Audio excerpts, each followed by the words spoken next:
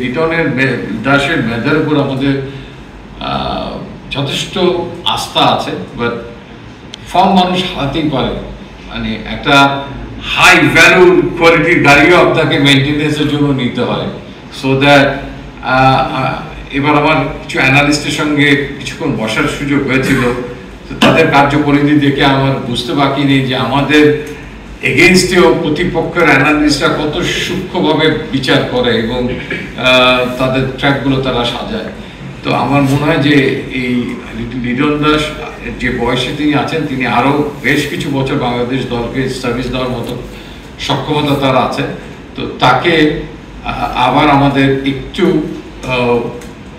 শক্তিশালীভাবে ফেরত আনা, শক্তিশালী বলতে আমি বোঝাচ্ছি যে তিনি square of the wicket out হয়ে যাচ্ছেন। আপনারা নিজেরাও জানেন প্যাটার্ন অফ দ্য উইকেট, তার ওয়াগন হুইল যদি দেখেন অনেক জায়গা থেকে তার রান আসছে না, সেই জায়গাগুলোর থেকে তার রান আনার সক্ষমতা সেই জায়গাগুলোতে আরেকটু সানিতে পারে।